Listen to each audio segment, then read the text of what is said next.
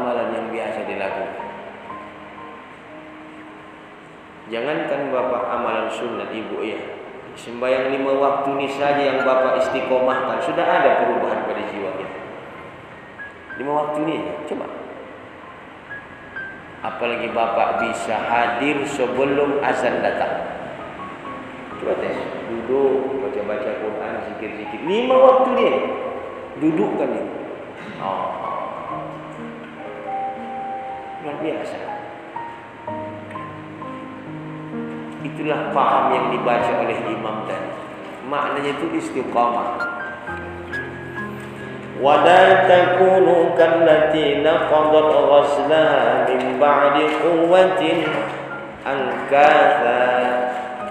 Jangan engkau menjadi perempuan-perempuan, kata Allah. Ini mak-mak kena.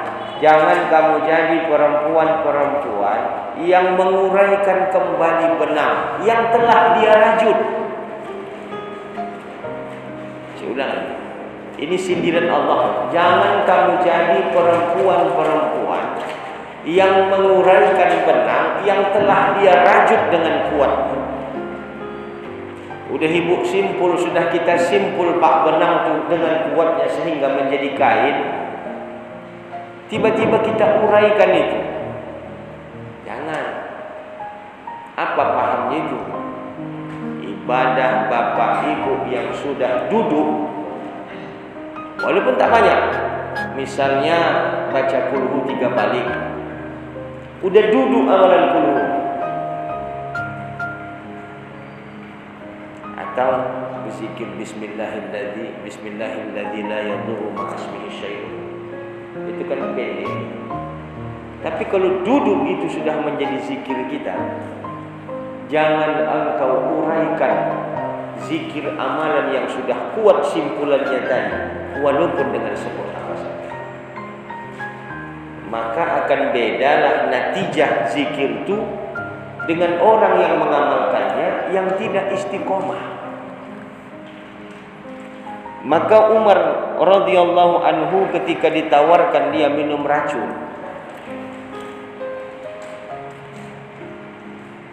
Umar, kalau memang betul-betul duduk imanmu, ditawarkan Umar, ditantang dia minum racun, tapi amalan ini duduk sendiri. Bismillahilladzi la yadurru ma'asmihi syai'un fil ardi wala fis sama'. Dia minumnya racun, tak mati dia. Ada sahabat Nabi masuk ke satu kampung, disuruh Nabi untuk berperang. Kampung itu melawan. Gigi dia, namanya Khalid bin Walid. Sampai ke negara itu, ke negeri itu, ditengok Khalid, tidak pala keras sekali saingan dia, musuh. Sia-sianya ini kalau dibunuh ini. Kampung itu terkenal meracik racun, Pak. Membuat racun. Pemuka kampung itu berpikir, kita lawan pun Khalid ni tak lalu kita ini. Satu kampung ni pun mati kita melawan.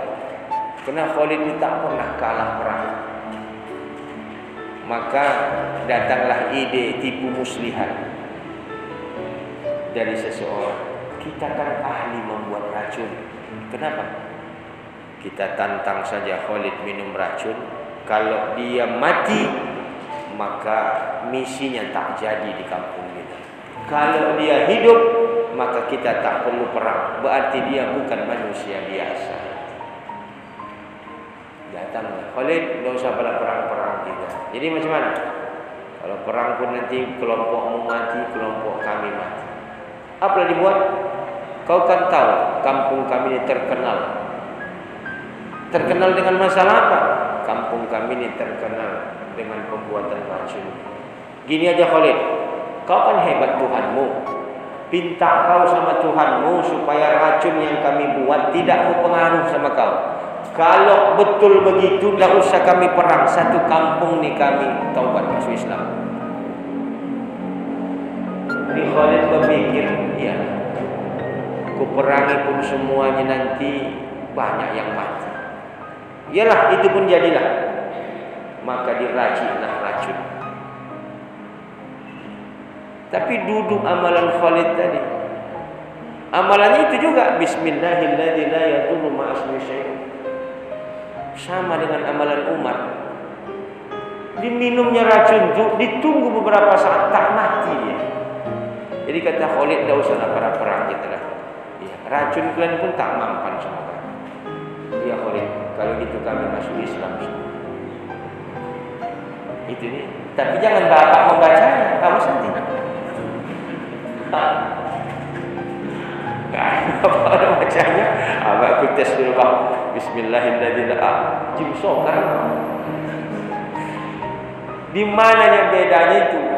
Duduknya amalan. Itu dia. Makanya wala takunu kallati naqadat ghaslaha min ba'di quwwatin angkas. Artinya apa? Simpul yang kuat tuh, amalan yang kita lakukan tuh Pak, sikit itu, tapi terus menerus, dia menjadi bahan yang kuat dalam diri kita. Dia menjadi perisai yang kuat dalam diri kita. Makanya orang dulu mengobati orang tidak pernah banyak-banyak dibacaan. Katoburan, domam, asal datang ke uak itu Bismillahirrahmanirrahim, berkat la ilaha illallah. Itu aja modal. Bismillahirrahmanirrahim, berkat la ilaha illallah. Tapi jadi, kenapa? Itu istiqomah. Istiqomah. Bapak tahu, malaikat itu tidak dikasih Allah fadilah dari bacaan Quran. Quran yang jumlahnya 1114 surat itu, 6666 ayat kurang lebih itu, 30 juz itu hanya dituangkan kepada umat yang namanya manusia. Fadilah itu. Itulah membuat malaikat itu segan sama kita. Mereka tak punya. Mereka tidak mendapatkan fadilah dari bacaan. Sehingga kerja orang tu saking inginnya dia dengan Quran tu sekedar duduk mendengarkan hamba Allah yang namanya manusia yang membaca Quran. Dia tak ada fadilah. Kalau bapak baca wa may yattaqillaha yaj'al lahu makhraja wa yarzuqhu min haitsu la yahtasib, kata orang ayat 1000 dinar, ayat ini memang betul-betul mempunyai keampuhan untuk mendatangkan rezeki. Itu hanya untuk manusia. Malaikat tak ada. Jadi kerja malaikat sekedar duduk mendengarkan siapa yang baca Quran itu, karena dia rindu dengan itu, sebab Allah tidak berikan fadilah sama dia. Itulah Pak, mohon maaf, ibarat bapak sering dikasih orang subsidi. Bapak berjiran rumah kawan, tak ada boras dikasih jiran, tak ada lauk dikasih jiran, tak ada uang dikasih jiran yang mengasih. Coba pikirkan, lama-lama ketika ada orang mengganggu jiran bapak, ini siapa yang nomor satu mendukungnya? Siapa nomor satu mendukungnya, menjaga? Jiran yang kau nak subsidi, betul apa tidak? Yang menjaganya jiran yang dapat subsidi. Inilah malaikat sama kita. Inna nahnu nazzalna dzikra wa inna lahu lahafizun, itu. Sesungguhnya kami menurunkan zikr Al-Quran itu, kami yang menjaganya. Itu setiap huruf, setiap kalimat ada malaikat. Malaikat itu tidak dapat fadilah dari bacaan itu. Yang dapatnya hanya mendongak pada orang-orang yang membacanya. Jadi setiap bapak duduk istiqomah dalam bacaan itu, malaikat itu duduk senang dia. Tiba-tiba bapak diganggu. Siapa yang merasa dirugikan kan dengan diganggu di bapak? Malaikat tadi. Kurang ajar orang mengganggu. Karena dia Yang dapatnya cuma itu dari berkah Quran. Maka tidak ada Quran dibaca dimanapun kecuali malaikat akan turun, karena dia tidak ada fadilah. Yang ada fadilahnya sama Bapak.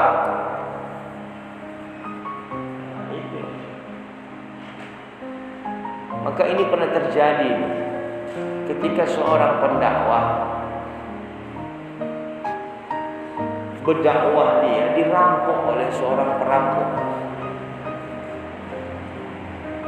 Maka perampok ini saking dia banyak menengok aset yang dirampoknya, biasalah Pak perampok sama perampok kong-kali-kong, sana dijaga sini dijaga, dirampok lagi. Apa kata dia? Ambil kaulah semua hartaku, onta yang kubawa dari makanan, emas-emas yang kubawa, ambillah semua, karena ini untuk bekal dakwah. Izinkanlah aku pergi untuk berdakwah walaupun tak ada bekal. Oh tak bisa, nanti melapor kau sama Amirul Mukminin, melapor kau sama raja, kau pun harus mati. Tak bisa. Tolonglah, kalau aku mati, putuslah dakwah. Tapi kalau hartaku kau rampok, aku bisa cari duit lagi. Tidak bisa, kau harus mati. Karena tak ada lagi tawaran, dilawan tak terlawan. Apa katanya? Izinkan aku sembahyang 2 rakaat. Sembahyang. Sebelum mati kau sembahyang. Sembahyang kau. Habis sembahyang apa baca? Cuma sepotongnya sini. Amman yujibul muttar idza da'ahu yaksifu su'. Itu ayat Quran. Amman yujibul muttar idza da'ahu yaksifu su'. Kira-kira siapalah yang bisa menghindari, menjaga, menjadi perisai terhadap kebahayaan apabila dipanggil dia, maka hilanglah yang buruk. Itu dibaca. Amman yujibul muttar idza da'ahu yaksifu su'. Tiba-tiba datanglah seorang pasukan berkuda berwarna hitam, mukanya pakai tameng tertutup, membunuh perampok-perampoknya. Ketika mati semua perampok itu, menoleh kawan itu kepada yang membaca tadi, pergi dia melesat, dipanggil begitu. Sini Tuan. Terima kasih Tuan membantu saya. Siapa Tuan membantu? Saya adalah penjaga ayat Quran yang kau baca. Amman yujibul muttar idza da'ahu yaksifu su'.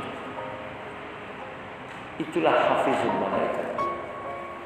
Jadi orang yang beriman, pembantunya malaikat. Kalau pembantu bapak penulis, iya, manusia yang kadang-kadang mau saliat. Orang beriman, pembantunya malaikat. Pernah dengar cerita ketika seseorang melapor kepada Rasul, ya Rasul, ada apa? Kata Rasul, aneh Rasul. Apa aneh? Tadi aku lewat di rumah Ali Rasul. Kenapa? Aku tengok di dapur Andi. Kalau orang Arab tu Pak, yang namanya rumah tu dapur tu tak pernah bertutup-tutup, namanya sederhana betul.